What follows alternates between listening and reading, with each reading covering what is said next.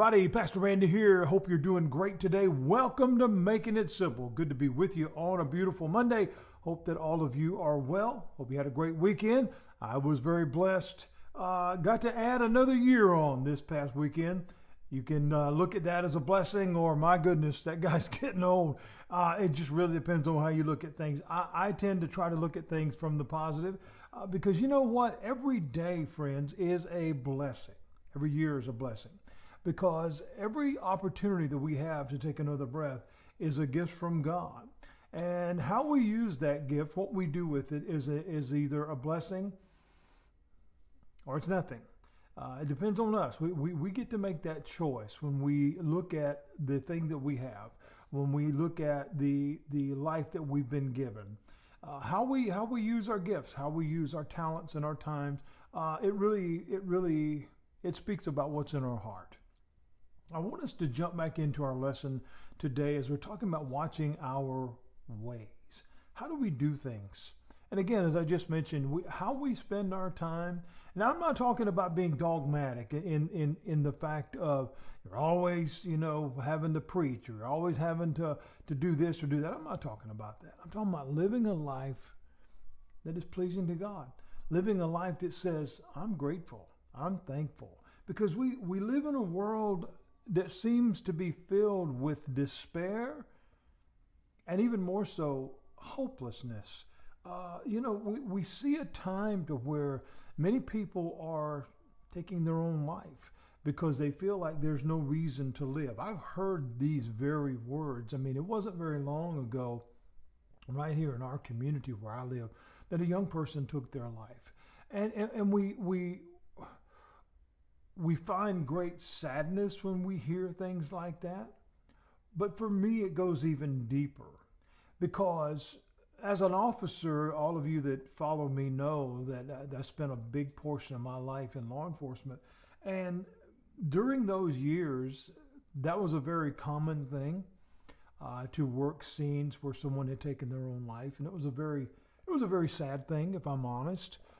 Because it ranged everywhere from, 11, 12, 13 years old up into the late 80s. I remember removing a gentleman from his home that was well into his 80s and just decided that it was no longer, he had no reason to live. The idea and the concept of hopelessness, what we find is there oftentimes people giving up life because their way has gotten them nowhere good.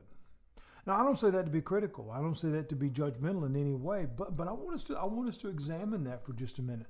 Look at your life, see where things are at, and ask yourself, how did I get here? Was it poor choices? Was it following the wrong thing or following the wrong person? I get it. I totally get it. I fully understand that because for a very, very long time, I was one of those people. I followed my way. I did it my way because that was the only way that made any sense. And sometimes that would include listening to those that do not have your best interest at heart. And again, any of us, regardless of our longevity in this life or our maturity or even our faith walk, any of us can be subject to this. And we can slip off the rails from time to time. I remember just a couple of years ago. I mean, I just turned 55 years old. And a couple of years ago, I was fooled. I was fooled by someone that was very dishonest and made all these promises about all these different things, and I fell for it. And I knew better. But at that time, it fed into where I was at and some wrestling things that I had going on in my own life, and it worked. You see, the enemy knows where our weaknesses are. And so oftentimes where we have to find the place is a place to stop. A place, as we've talked about before, to be still and listen to the voice of God. Get that discernment going that allows us to that allows us to say, wait a minute, this is not going the right way. The old wonderful Gaither song that was written back in the 60s, the wonderful line in there just says, he touched me and made me whole.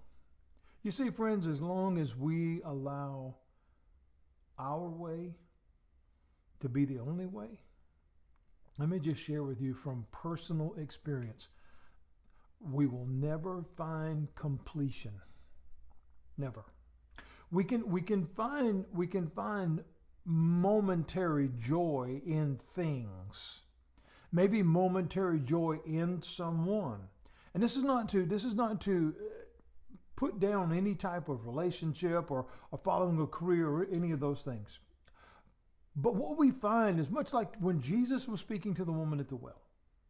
And he said to her, if you continue to drink of this water, you will thirst again. Well, what was he talking about? What was he talking about? Well, we'll look at it from two different perspectives. Number one, literally, if you continue to drink of this water, the physical, natural water that is produced in this well, you drink a glass of that, and in a little while, you're going to be thirsty again.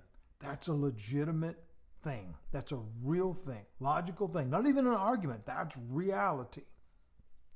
But when we look at it from the other perspective, he's saying, if you continue to do the same things that you're doing to find fulfillment, it'll never happen. You'll continue to find those places, and then they won't be what you think they are. So you'll continue to try to fill it with something else. Like the old song, you still haven't found what you're looking for.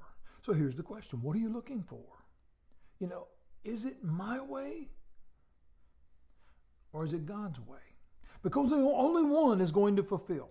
Only one that is going to fulfill for eternity.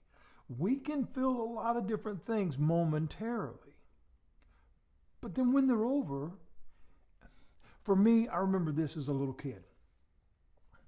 Christmas, man, you couldn't wait for it to get here. You had the anticipation of whatever is going to be that new toy or that new, for me, it's like G.I. Joe or some superhero or something, or that new bicycle or that, whatever that case. And that morning, man, you just couldn't wait for it to get here. This was that little kid anticipation. You just couldn't wait.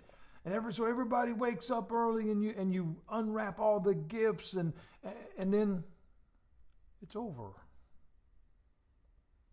The tree's coming down, the family goes back to wherever they were at, and the day's over, and you got a whole another 364 more days before you can do it again.